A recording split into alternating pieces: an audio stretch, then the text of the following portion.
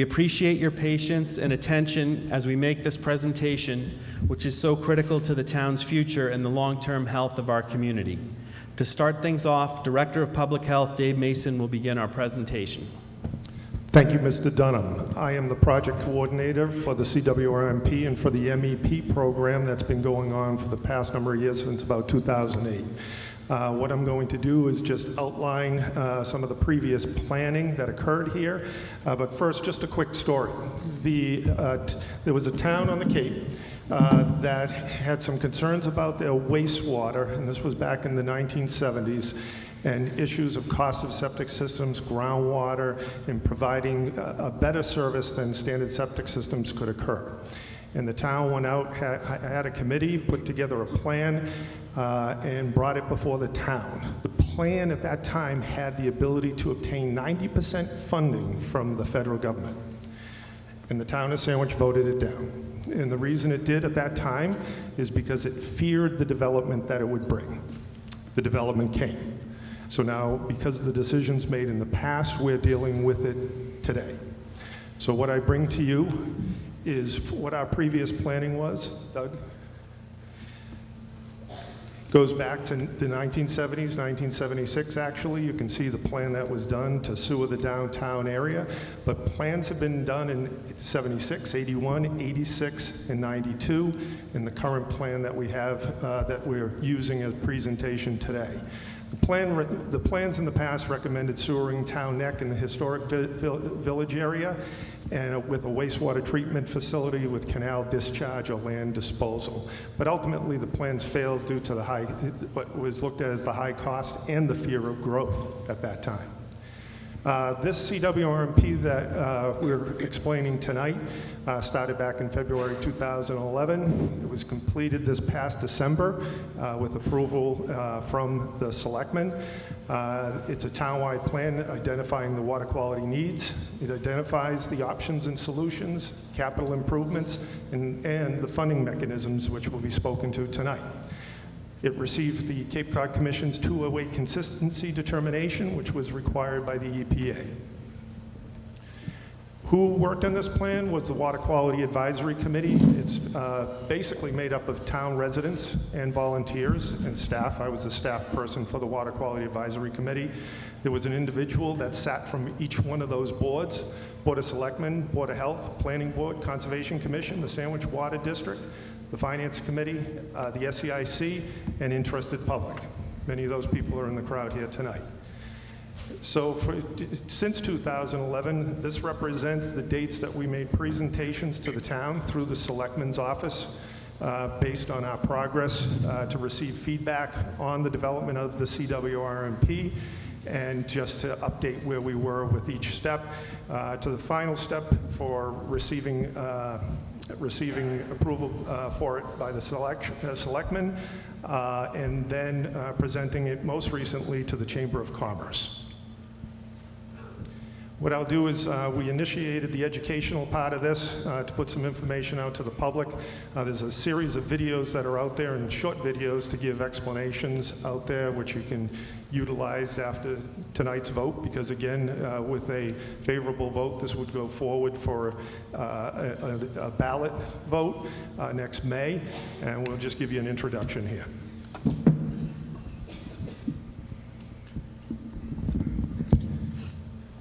I'm David Mason. I'm the Director of Public Health for the town of Sandwich, and I'm also the program coordinator for water resource protection in the town of Sandwich. Approximately 10 years ago, the selectmen had asked that I initiate the Massachusetts Estuaries program in the town of Sandwich, which was looking at our estuaries and determining if there were impacts on our estuaries from nitrogen. Nitrogen is the biggest issue in our town, which affects our public water supply, our ponds, and our estuaries. After the Mass Estuaries program was completed, we initiated the Comprehensive Water Resource Management Plan. The development of that plan involved the Town of Sandwich Selectmen, the Conservation Commission, the Planning Board, the Sandwich Water District, and the Sandwich Board of Health, and members at large. That plan identified the issues within the town of Sandwich and how we needed to address the protection of our water resources. And in doing so, the protection of our water resources, we were looking at protecting the drinking water supply for the future, how we deal with our abutters and their estuaries, how we finance that, and how we achieve economic development through this program also. So over the coming weeks, as we go forward, we will be discussing various topics with you to inform you and educate you on what this issue is and how nitrogen impacts us negatively and how we're going to fix it for the future.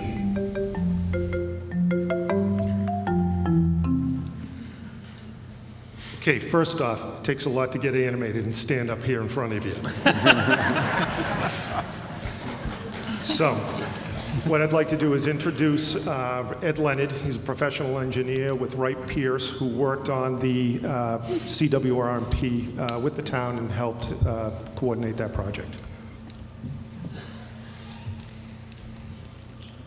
Thank you, Dave. Thanks for having me here today to talk about this plan.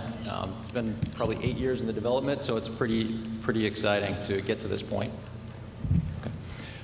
So as was said in the video, this is about water quality protection. So we're looking at drinking water, freshwater ponds, and coastal estuaries. This is really a business of demographics and growth. Sandwich had about 2,500 people in 1950, and today is about 20,000 people. That puts a lot of pressure on water resources. So the factors that go into what drives this plan are some internal factors and some external factors. The internal factors are Sandwich-driven, obviously. Sandwich developed a local comprehensive plan in 2009, which outlined the town's goals for economic development. That is one key component of this plan. Another factor is each of the schools has a wastewater treatment facility today. Those facilities are aging and need to be upgraded in the near term. External drivers include mandates or regulatory framework from the Department of Environmental Protection, which regulates surface water. There's a program called the Massachusetts Estuaries Project, which Dave just mentioned, which I'll describe in a second. And then there's a Conservation Law Foundation lawsuit, which was filed against the Environmental Protection Agency in 2013, I believe. At that time, they challenged the state and the county to develop a Cape Cod 208 plan update, which is basically the Cape Cod water quality plan. That plan was developed in 2015 under a settlement agreement. So Conservation Law Foundation has been hanging around in the background. They've been coming to Cape Cod conferences. They've been filing lawsuits on the Cape. And they've been filing Freedom of Information Act requests to communities on the Cape. So they are paying attention to what's happening on the Cape. So the Massachusetts Estuary Project is a collaboration between the DEP and UMass Dartmouth. It was basically a team of experts that were put together to develop models to represent how land use impacts water quality. And they were tasked with developing technical studies of 89 estuaries in southeast Massachusetts. That work has been going on for 15 or so years. Due to concerns from the public about whether or not this was good work, the Department of Environmental Protection funded a peer review, a scientific peer review, where experts from the field were brought in to assess the program, the MP program. Their conclusion was that their methodology was sound, that it was consistent with programs that were developed in the Chesapeake Bay, Long Island Sound, and other programs, that it was scientifically defensible and functionally adequate for towns to move forward, but they did recommend that it be done in an adaptive and phased way so that the impact of the environment can be assessed as measures are implemented. So our program approach was to look at things on a watershed-specific basis. Sandwich has 19 watersheds, which are shown as the green, yellow, and red shapes on this map. Sandwich has 19 watersheds. 4 of them are in green. They discharge to the Cape Cod Bay. About 60% of the town's wastewater is in those green polygons. Very little of the town's wastewater goes to the Cape Cod Canal, which are represented in the yellow. and about 40% of the town's wastewater, or about over 3,000 developed parcels, flow to the south to Three Bays, Papaneset Bay, Wacoit Bay. They're shown in red because they're threatened. They've been determined by DEP to require remedial efforts to clean them up.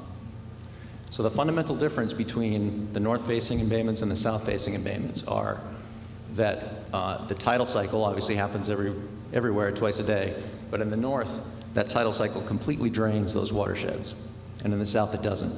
So there's a lot more residence time of the nutrients in the water, which cause problems: algae growth, dissolved oxygen depletion, etc. So the MEP program, the DEP, are focused a lot on nitrogen. As I said, that wasn't our sole focus, but we needed to look at it for this plan. These numbers represent Three Bays, and 72% of the nitrogen load comes from wastewater, septic systems largely. This is pretty consistent with what's on the rest of the Cape. Cape-wide, it's about 60 to 65%. There's clearly 30-ish% that comes from other things, and those things are also covered in this plan. So everybody produces wastewater. It's like the kids' book. So a house has a septic system, or in every case in Sandwich, houses have septic systems. Water that leaves your plumbing goes through to a septic tank, solids settle out, clearish water flows to a distribution box, then to a leaching field where it flows downward by gravity, and into the groundwater, and eventually emerges in either a stream or a brook or a pond or an estuary. There's bacterial action that happens as that travels through the leach field and to the groundwater. It does a great job removing bacteria, viruses, but it doesn't do so well with nutrients, which is what the DEP concern is. So every household in Sandwich discharges an average of 65,000 gallons a year and pumps about 1,000 gallons of septage every 3 to 5 years. The conclusions of our study were basically that what we needed to do varied by where we were talking about in town. It varied based on watersheds, it varied based on land use, and what the local comprehensive plan said about what was happening in parts of town. So this was not a cookie-cutter approach. We fine-tuned it based on the needs of the town. One clear conclusion is that a town-wide sewer system is not needed. It wasn't needed in the 70s, wasn't needed in the 80s, it's not needed today. A targeted sewer system is what is proposed here to address the nitrogen factors, the things that will likely be mandated soon, and the things that the town wants, like focused development in certain areas of town. So the Water Quality Advisory Committee developed a set of broad principles that we needed to follow in developing the plan. We needed to meet regulatory requirements. We needed to leave as many Title V systems as possible. That would be the way to minimize the cost. To be consistent with the local comprehensive plan, to make sure we address the school treatment plants, provide focused early action for those areas in the local comp plan for development of those areas, to utilize a regional approach in those shared watersheds to the south, and to use phased implementation. So we put together a phase plan. Phase 1 represents the first 20 years, and it does include a wastewater treatment and disposal system. So phase 1 is shown in red. It includes the Forestdale School, Oak Ridge School, the high school, South Sandwich Village, the industrial park, the historic village, and the marina area. We have some water main extensions that are recommended based on some private wells having very high nitrate levels. Nitrate is something that's regulated as a water pollutant as well, drinking water pollutant. Those are shown in blue. They're in East Sandwich. We have some components of stormwater treatment. Stormwater flows into ponds and is one of the loadings to ponds that can cause problems. We have some management approaches, things to minimize future influences of fertilizer, maintaining the quality of the ponds, and to do some regional collaboration. Phase 2 would not be until 2038, 2040. This is 20 plus years down the road. The reason we spaced them out that far was so that we could avoid debt stacking, which so the debt would end from phase 1 before the new debt would start in phase 2, which is something that Falmouth has been promoting for themselves. We would expand the wastewater treatment and disposal system to include the areas in green, which are basically adjacent to the areas in red, focus primarily in the south part of town because that's where the nitrogen need is, the nitrogen removal need is. And we would continue with the management activities. Phase 3 is an if needed plan, 2058 plus. It's if needed because the DEP requires what they call a traditional backup plan, sewers, for any non-traditional measures that we're proposing.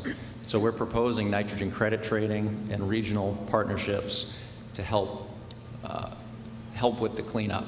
And so if those don't produce the desired results or the estuaries continue to deteriorate, then the phase 3 would be required in 40 plus years. So the costs for phase 1 are substantial, $86 million in total, breaks down between wastewater, water, and stormwater. And then obviously there's annual operating and maintenance costs associated with those systems and management approaches. So the first step in phased implementation is to secure a dedicated and sustainable funding source. As Bud mentioned, Mr. Dunham mentioned, this is intended to start the process. There are many things that need to happen before a phase 1 project could begin. There's further planning efforts, there's design efforts, there's additional opportunities for public input. And then as a part of this, the county and the state are requiring progress reports. And this is a direct outcome of the settlement agreement with the Conservation Law Foundation and EPA. They want to ensure that progress is being made in all of the Cape communities, and Sandwich is not alone in this regard. So the implications of no action, the town meeting can vote how it chooses. And in the event that this doesn't pass, then the town will be faced with upgrading the school treatment plants. They exist, they're aging, they need mechanical repair, and in some cases need a substantial upgrade due to where they are on Earth and what watershed they sit in. There will be, it's been documented that deterioration in water quality in ponds as well as estuaries, that deterioration would continue over time. There would continue to be the limitations to economic development that have been discussed over and over and over in Sandwich. There could be potential longer-term issues with increasing levels of nitrate and other chemicals. People have heard of compounds of emerging concern. It's something that the Water District obviously watches closely. And then there's the potential for enforcement action, growth moratorium. Those aren't tools that the state or the county use often or like to use really at all, but it is a tool that's in their toolbox. Thank you, Mr. Leonard. And now I'm going to, Ed and Dave explained the background of what the problem is and the requirements on how we have to address it. I'm going to explain the funding mechanism that's found in Article 1. So, why did the selectmen choose a Water Infrastructure Investment Fund, or WIIF, as the way to fund this problem? This was very new in the scheme of things. It was originally established by the state in 2014. If we ended up approving this tonight and next May at the ballot vote, we'll be the first town in the Commonwealth to take advantage of it. It was modeled after the Community Preservation Act program, which all the communities on Cape Cod are very familiar with, and it allows up to a 3% surcharge on real property for water, wastewater, and stormwater infrastructure needs, which, as Ed and Dave just explained, are exactly the three things that we have to address over the next many decades.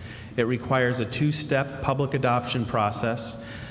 First through the town meeting vote today. If we're successful, it would then appear on the townwide election ballot next May.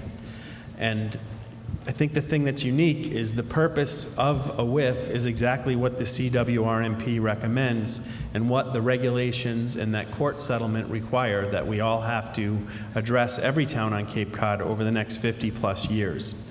When looking at this, running the numbers, doing all sorts of financial analysis for the board, the town staff and I recommended a 2% surcharge because we feel it raises sufficient funds. And we're going to explain that a little bit more in a few minutes. It provides sustainable, a reliable funding source. So the unique thing about it is we can project what we're going to bring in every year. You can then bond off of that because it gives you a funding source that you can actually implement larger projects with without having to constantly come back to town meeting and the voters and say, we need 30 million for this project, 5 for the next, 2 for the next. It gives us a lot more flexibility. And it does require public approval of town meeting to even spend a single dollar. As I was just highlighting, one of the key things that we all like about it is it gives us flexibility, speed, and legal authority to address our own wastewater and water quality issues that Dave and Ed pointed out. Also, the water quality issues that we're required to address with our neighbors in Mashpee, Barnstable, and Falmouth for those 3 embayments that flow to the south that are in trouble. And it also will address the federal, state, and court-mandated solutions that we are told we are going to be required to do, and we really need to get moving on quickly. And then it also gives us the flexibility if other future water quality needs arise, where this funding mechanism covers all 3 areas of concern, it would give us that flexibility that we need. In looking at the financial options that we had available, the staff and I, and especially our financial team, looked at what if we funded things through the traditional way of issuing municipal debt, like we did when we built the 3 schools. It just shows you that over time, we're going to all have to spend a lot more money than if we fund it through the proposal that's being made with the Water Infrastructure Investment Fund, or WIIF. And I think what's most important is it responsibly pays it forward to the future officials and residents who are sitting in our seats a couple of decades, 5 decades from now, to say that we adopted something that gives a recurring source of funding that enables to address such a key thing. Not that that we may have to do, but we know we're going to have to address in the very near future. So one of the things that the selectmen contemplated, because obviously a 2% surcharge is an increase in the amount of taxes that people pay, and one of the things that the board considered and ended up supporting, which will be in Article 2, not in this article, is to consider reducing the Community Preservation Act surcharge, which is currently at 3%, by 1% down to 2%. And so the reasoning behind that was it would alleviate the financial impact on taxpayers by basically cutting in half what the net impact was of the 2% WIIF. It provides sufficient funding to meet the previously approved CPA debt. As many of you know from either land purchases or capital projects or affordable housing work that we've done, historic preservation, we've issued debt that we have to honor moving forward. If we dropped anything lower than 2%, we would not meet those obligations for between 2 to 3 years, depending on when and what the public votes on when this all kicks in. And so not only does it provide funding for our current things, but it also gives us a source of funding for future projects. It's pretty staggering when I prepared a list at the board's request. When you tally all the different land purchases that we did, starting with the Cape Cod Land Bank in the late 1990s, through what we just voted at town meeting in May, we've approved more than $31 million of projects over the last 20 years. And really, if you go around town, you see the sort of fruits of our labor and what those votes enabled us to do. And similar to what we're trying to propose for the WIIF, we strongly believe that a 2% CPA still gives us the ability to responsibly pay it forward to future officials and residents to continue to do more projects, but maybe to focus things on what's a bigger need now in terms of our water quality issues. So real quickly, what's the cost of that 2% WIIF that's been proposed? So the 2% WIIF surcharge plus a 2% CPA surcharge equals 4% total. So the net impact, if both articles are approved tonight and in May, is that there would be an additional 1% surcharge on everyone's tax bills. Currently, the average valued home in Sandwich is assessed at $392,000. If you do the reverse math, the cost would be $58 a year to implement this if both articles go through as have been proposed. There would be an annual increase over the next 25 years of less than $3 a year, and the average annual cost over those 25 years is $86. I can assure you, if you looked at all the other funding mechanisms that we looked at, or even if you asked us anecdotally a year ago, could you be able to address such a huge problem that the town has to face with an average of $86 over the next 25 years, I would have said there was no possible way we could have accomplished that. And we think we've come up with a way to allow that to happen. So again, here's another way just to show things, and I want to be perfectly clear with people. If Article 2 is not approved either tonight or next May, and the CPA charge is not reduced, the average cost will double. So the $58 that I mentioned for initial cost would go to $116, and then the 25-year average of $86 would go to $172 average over that 25-year period. Even when you compare that number against all the other financial gyrations that we ran, nothing comes close to being that inexpensive and gives us the flexibility and ability to address what we need to. So there's that brief chart on the wall, and I'll point to the one over here. So again, just to be clear, currently we are all experiencing a 3% surcharge of CPA expense. What's been proposed is 2% for CPA, 2% for the WIIF, which equals a total of 4%. So that's where we're coming up with a net difference of 1%. And again, if the public decides they want to keep the CPA at 3%, if you add the two, there'd be a 2% difference between what people are paying today and what they would have to pay moving forward if the WIIF gets approved. And I think one thing that we've found, not only through the courts, but also through the federal and state that we know are coming our way if we don't address these problems, is the cost of not doing anything or not doing enough is going to be much greater than if we do it on our own, and it will be completely without local control, which ideally in a town that has a town meeting, you want that control. Literally not a dollar can be spent without town meeting's vote moving forward if this gets approved. Now Chairman of the Board of Selectmen, Dave Sampson, will finish our presentation. Thank you, Bud, and we appreciate your patience while we summarize years' worth of work into about 30 minutes. We've received a number of questions throughout this process, especially with the public hearings that we've had in recent weeks and months. We wanted to make an attempt to proactively answer some of those questions because I'm sure they'll be discussed here today. We understand that a tax surcharge for all town residents presents added concern for those who will not be connecting directly to the system. It is important to remember that the town as a whole is liable for addressing and remediating this problem. Functional Title V septic systems still discharge nitrogen and generate pollution. As mentioned previously, areas planned for wastewater treatment are targeted to those areas that can provide the largest concentrated amounts of remediation to the town to control this ongoing issue. This plan also includes extending the reach of the Sandwich Water District to an additional 1/3 of town residents to improve drinking water quality.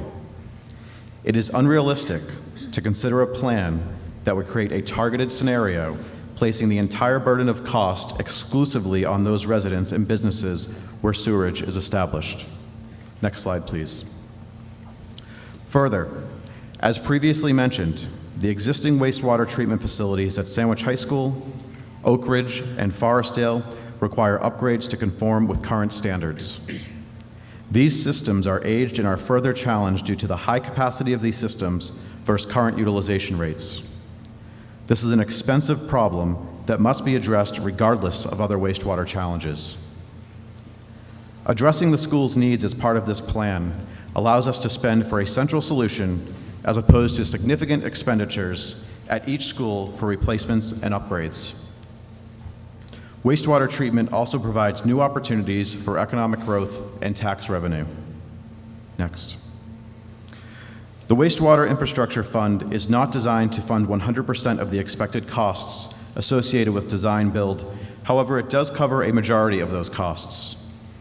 Other expected sources include potential revenue from the 2 3/4% short-term rental tax legislation, or Airbnb tax, shared watershed savings from neighboring communities, expansion of the town's tax base, and contributions from commercial users. These infrastructure improvements also qualify for MassWorks grant funding, very similar to the $1.5 million MassWorks grant received by the town and Sandwich Housing Authority, less than 2 weeks ago for affordable housing expansion. Establishing this fund at 2% provides a sustainable funding vehicle to address wastewater for many years to come. We are very aware of the tax burden on residents and have studied various financial models over the last 12 months to reach the recommendation provided today. The WIIF raises a majority of the required funding while minimizing the burden on taxpayers. Monies raised for the WIIF are automatically allocated specifically for a single use: wastewater remediation. These funds cannot be expended without further approval from town meeting. The WIIF also proves to be less expensive for taxpayers compared to alternate funding methods, including debt exclusions. The sustainability of this plan is key as you evaluate the decision before us today. Many have asked the question, why can't we just use the new revenue from the power station and pay for wastewater? The challenge with that proposal is the requirement that revenue be approved annually at town meeting each year for wastewater in the future.